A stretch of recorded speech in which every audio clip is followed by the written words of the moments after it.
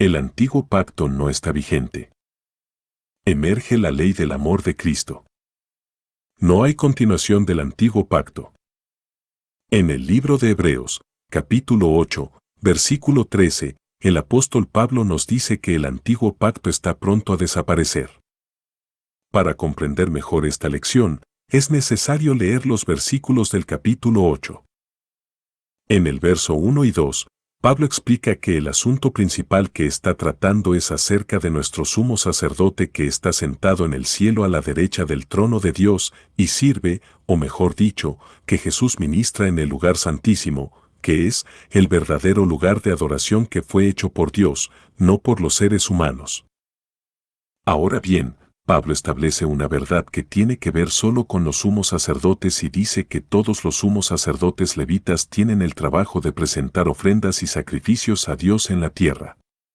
Así también es necesario que nuestro sumo sacerdote Jesús ofrezca sacrificio a Dios.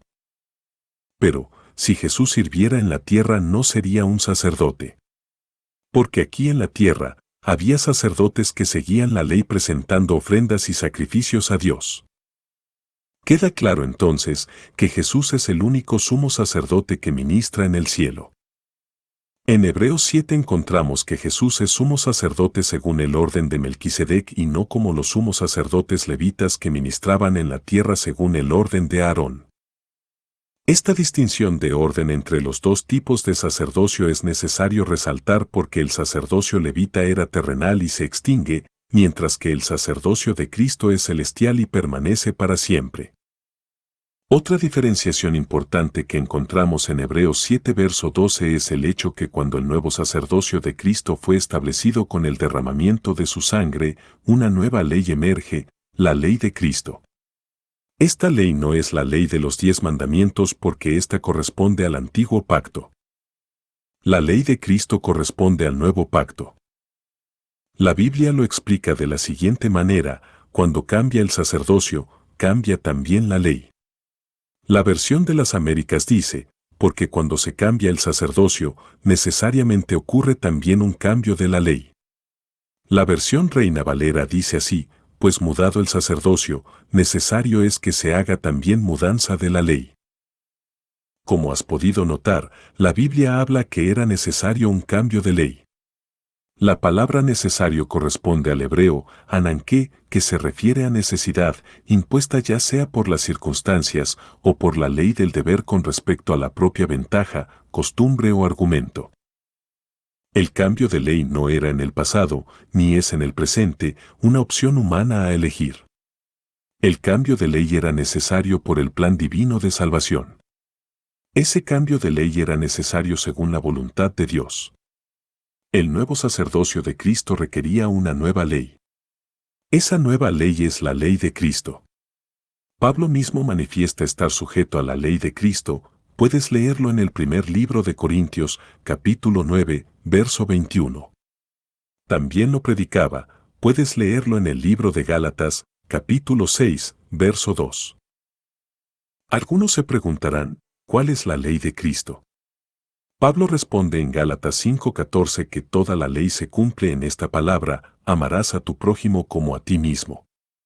Para que este enunciado quede claro, Pablo dijo que toda la ley, que quiere decir que toda la ley en su totalidad y sin excepción de ningún mandamiento, se cumple en esta palabra: amarás a tu prójimo como a ti mismo.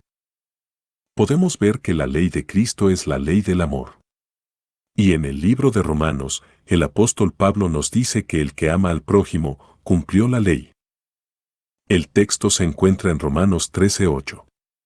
No debáis a nadie nada, sino amaros unos a otros, porque el que ama al prójimo, cumplió la ley. Hablando de la ley del amor, Pablo continúa en el verso 9 enumerando por lo menos 5 mandamientos de los 10 y dice, y si hay algún otro mandamiento, en esta sentencia se comprende sumariamente: amarás a tu prójimo como a ti mismo. En el verso 10, Pablo dice que la caridad no hace mal al prójimo, así que, el cumplimiento de la ley es la caridad. Así quedó explicado, el cumplimiento de la ley es la caridad porque tener caridad es tener amor al prójimo. Finalmente, para concluir con este apartado, en el libro primero de Juan, capítulo 4, verso 21 encontramos, y nosotros tenemos este mandamiento de Él, que es Cristo, que el que ama a Dios, ame también a su hermano. Ese mandamiento se encuentra en el libro de Juan, capítulo 13, verso 34. Jesús está hablando a sus discípulos y les dijo, un mandamiento nuevo os doy, que os améis unos a otros, como os he amado, que también os améis los unos a los otros. Santiago 2:8 le llama, la ley real porque está por encima de todas, y dice, si en verdad cumplís vosotros la ley real, conforme a la Escritura, amarás a tu prójimo como a ti mismo, bien hacéis. La ley de Cristo, la ley del amor, la ley real, la ley del Espíritu, y la ley de la libertad constituyen la ley del nuevo pacto, que es por fe.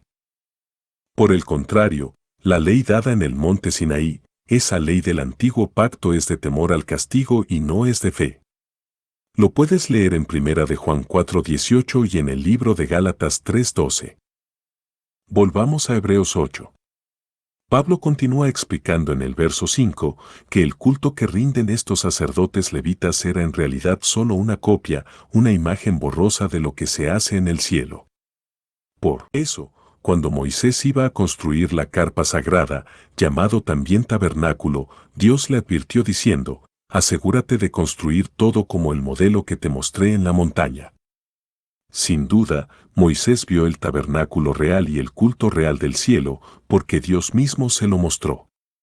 Todo lo que Moisés y los levitas construirían sería solo una copia, una imagen borrosa de lo que se hace en el cielo. Esto lo sabía Moisés con completo entendimiento. El sacerdocio levítico estaba basado en las leyes del antiguo pacto que al mismo tiempo estaba por desaparecer, pero a Jesús se le ha dado un servicio o ministerio sacerdotal más importante. Este nuevo sacerdocio de Jesucristo se constituía en el nuevo pacto que Jesús trajo y es más grande que el antiguo porque se basa en mejores promesas. El antiguo pacto que incluye la ley y los ritos sacerdotales tenía fallas, pero si no hubiera tenido fallas ese pacto antiguo, entonces no se habría necesitado de un segundo pacto. Aquí, el segundo pacto es el nuevo pacto. Pero Dios encontró una falla en el pueblo y por esta razón dijo, llegará el tiempo en que haré un nuevo pacto con el pueblo de Israel y con el pueblo de Judá. No será como el pacto con sus antepasados, es decir, como el pacto antiguo cuando los sacó de Egipto con poder. Ellos no fueron fieles al pacto antiguo, por eso los abandoné, dijo el Señor. Este es el nuevo pacto que en el futuro haré con el pueblo de Israel. Pondré mis leyes en su mente y las escribiré en su corazón. Yo seré su Dios y ellos serán mi pueblo. Las leyes que Dios se propuso colocar en nuestros corazones son las leyes del nuevo pacto. No son las leyes del antiguo pacto que les dio a sus antepasados porque Dios encontró falla en ellos. Además, dice el Señor que no tendrán que enseñar a sus vecinos ni a su familia. No habrá necesidad de que alguien les diga que conozcan al Señor. Porque todos me conocerán, desde el primero hasta el último. El verso 12 dice que Dios perdonará todas las maldades que han hecho en mi contra y no recordaré más sus pecados. Y el verso 13 culmina diciendo, si Dios habla de un nuevo pacto es porque el pacto antiguo envejeció.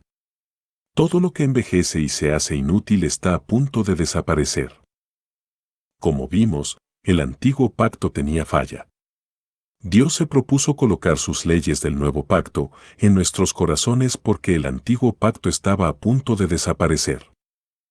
La ley del antiguo pacto envejeció, además, se hizo inútil, es decir, ya no servía más y al no ser útil estaba destinada a desaparecer. La ley del antiguo pacto sirvió para resaltar los pecados de los hijos de Israel. En Gálatas 3:19 encontramos que la ley fue añadida por causa de sus rebeliones, pero solo fue puesta solo hasta que viniese la simiente que es Jesús. Jesús cumplió con la ley del antiguo pacto porque Él nació bajo la ley. En su muerte, su sangre estableció el nuevo pacto, ese nuevo pacto y ese nuevo sacerdocio requerían el cambio de una nueva ley que es la ley de Cristo.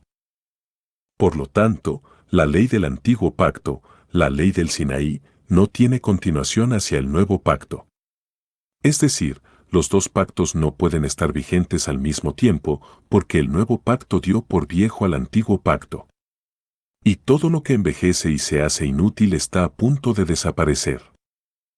Hebreos 8 no es el único pasaje bíblico que asegura que el pacto antiguo quedó abolido. En el segundo libro de Corintios, capítulo 3, Pablo nuevamente nos narra que Dios nos hizo ministros del nuevo pacto y no ministros del viejo y obsoleto pacto. Este nuevo y mejor ministerio del nuevo pacto está basado en el Espíritu del Dios vivo porque el Espíritu de Dios da salvación y vida, mientras que el otro ministerio, el ministerio que estaba escrito en tablas de piedra, que son los 10 mandamientos, era un ministerio de condenación y muerte.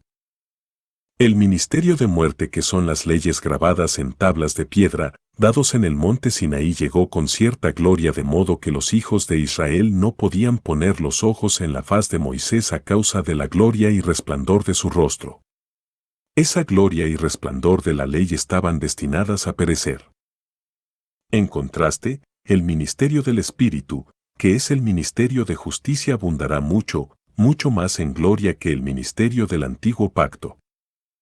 El verso 9 del segundo libro de Corintios dice, porque si el ministerio de condenación fue con gloria, mucho más abundará en gloria el ministerio de justicia. Voy a repetir este verso, porque si el ministerio de condenación fue con gloria, mucho más abundará en gloria el ministerio de justicia. Por esta razón, Pablo nos dice que somos ministros del nuevo pacto, que es un ministerio del Espíritu de Dios que a su vez es el ministerio de justicia. Y precisamente, este ministerio permanece y es el que tiene mucho más gloria sobre todos. Pregunta: ¿deseas tomar el ministerio del Espíritu y que da vida? ¿O deseas tomar el ministerio de condenación y muerte? ¿Deseas tomar el ministerio que tiene gloria? ¿O deseas tomar el ministerio que ya no tiene resplandor? El verso 10 y 11 dicen, porque aun lo que fue glorioso, no es glorioso en esta parte, en comparación de la excelente gloria del ministerio del nuevo pacto. Porque si lo que perece tuvo gloria, mucho más será en gloria lo que permanece. Y lo que permanece es el ministerio del Espíritu de Dios del nuevo pacto que da vida. El verso 13 te da una explicación mejor sobre el destino del ministerio de muerte que son las leyes del antiguo pacto, y dice, no como Moisés, que ponía un velo sobre su faz, para que los hijos de Israel no pusiesen los ojos en el fin de lo que había de ser abolido. Si no entiendes aún el tema de la ley del Sinaí, el pacto antiguo, el ministerio de condenación y muerte, es simplemente por la influencia de tus maestros. El verso 14 dice que el mismo velo que impedía ver y entender a los hijos de Israel, es el mismo velo que solo por Cristo es quitado de nuestros ojos. Verso 15, y aún hasta el día de hoy, cuando se lee las enseñanzas de Moisés y aún no creen en Jesús, el velo está puesto ahora sobre el corazón de ellos. Verso 16, mas cuando se convirtieren al Señor Jesús, el velo se quitará de sus corazones y entenderán y serán libres. Verso 17, porque el Señor es el Espíritu, y donde hay el Espíritu del Señor, allí hay libertad. Verso final, por tanto, nosotros todos, mirando sin ningún velo, a cara descubierta como en un espejo la gloria del Señor, somos transformados de gloria en la misma semejanza, como por el Espíritu del Señor. El antiguo pacto es la ley de los 10 mandamientos. Vamos a mostrar versículos de la Biblia en los cuales se demuestran que el antiguo pacto es la ley de los 10 mandamientos. Habiendo estudiado al inicio de este video que en el libro de Hebreos 8:13 nos dice que el antiguo pacto ya fue abolido por el nuevo pacto, podemos asegurar categóricamente que la ley de los 10 mandamientos también ha sido abolida por el nuevo pacto. Para esta última afirmación, puedes encontrar sustento bíblico en el segundo libro de Corintios, todo el capítulo 3. Comprobación bíblica que el antiguo pacto es la ley de los 10 mandamientos. Éxodo 24:7 y 8. Luego tomó el libro donde estaba escrito el pacto y se lo leyó al pueblo. Ellos dijeron, cumpliremos y obedeceremos todo lo que el Señor nos ha ordenado. Moisés recogió la sangre que tenía en las vasijas y la roció sobre el pueblo diciendo, esta es la sangre del pacto que el Señor ha hecho con ustedes. El pacto está basado en todas estas leyes. Éxodo 31:18. Cuando el Señor terminó de hablarle a Moisés en el monte Sinaí, le entregó las 2 tablas del testimonio, las tablas escritas por el dedo de Dios. Éxodo 34:27 y 28. Luego el Señor le dijo a Moisés, escribe lo que te acabo de decir. Esas palabras son el pacto que hice contigo y el pueblo de Israel. Moisés se quedó ahí con el Señor durante 40 días y 40 noches sin comer ni beber nada.